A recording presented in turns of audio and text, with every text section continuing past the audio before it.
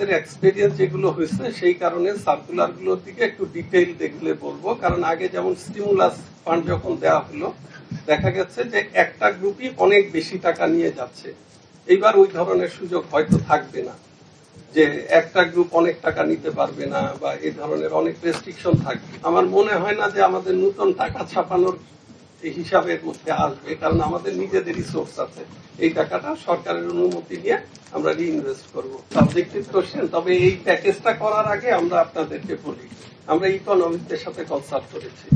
আমরা কনসাল্ট করেছি ডিফারেন্ট টাইপের আমাদের এখানে যারা বিভিন্ন ডিপার্টমেন্ট আছে তাদের সাথে, আমরা কনসাল্ট করেছি বিজনেস লিডারদের সাথে, আমরা কনসাল্ট করেছি মাইক্রো ক্রেডিট নিয়ে যারা যে সমস্ত ব্যক্তিরা কাজ করেন তাদের সাথে। সো আমরা ওইভাবেই ডিজাইন করা হয়েছে টোটাল প্যাকেজটাকে।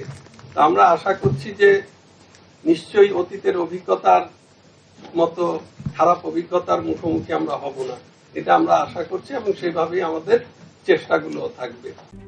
RICL TMX, যুগের পর যুগ স্থাপনা থাকে মজবুত। গতবারের যে লুফলস গুলো আছে আমাদের সহকর্মীরা সেগুলো আইডেন্টিফাই করে, আমার প্রশ্ন আপনাদের মতোই ছিল যে গতবার কেন পুরোপুরি আমরা সফল হই নাই।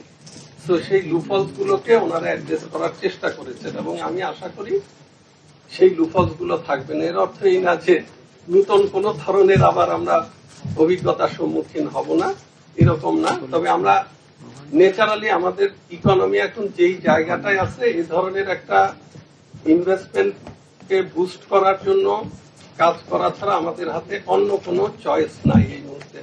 কারণ প্রাইভেট সেক্টরে যে ক্যাপিটাল ড্রাই হয়ে গেছে, এটা আপনারা যদি 100 জন এন্টারপ্রেনিয়রের সাথে কথা বলেন দেখবেন যে 90 জনই বলবে যে ওয়ার্কিং ক্যাপিটাল ড্রাই হয়ে গেছে। এটা ডিফারেন্ট রিজন আছে, তবে অবশ্যই যারা ইচ্ছাকৃত ঋণ খেলাপি এদের ব্যাপারে আমাদের অবস্থান কিন্তু খুব শক্ত, আগেও ছিল এখনো ছিল, এটা থাকবে। এবং আমি আসার পরে যতগুলো মিটিং আমি অন্তত করে ফেলছি, আমার মনে হয় না এত ফ্রিকুয়েন্টলি মিটিং এই ব্যাপারে রিকভারির ব্যাপারে মাসে এতগুলো মিটিং।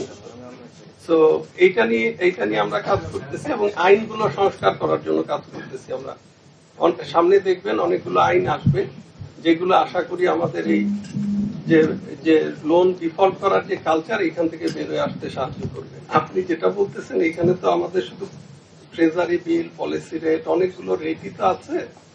সো আমাদের একটা মানে সরকারি ব্যাংকগুলো কোন রেটে ইনভেস্ট করছে এগুলো সমস্ত ডেটাই আছে আমাদের ক্যালকুলেশনে। বলে মোট কথা হচ্ছে 4% আমরা ব্যাংকে দিব, বাকি স্প্রেডটা সরকার দিয়ে দিবে। যদি আমাদেরকে কোনো কারণে কালকে 10.5% বড় করতে হয় তাহলে 6.5% সরকার ভর্তুকি দিবে। এই হচ্ছে টোটাল মেকানিজমটা, ফ্লেক্সিবল, এটা কোনো মানে ফিক্সড না। এটা আমি মানে আশা করছি যে আমরা 10-এর মধ্যে পাবো।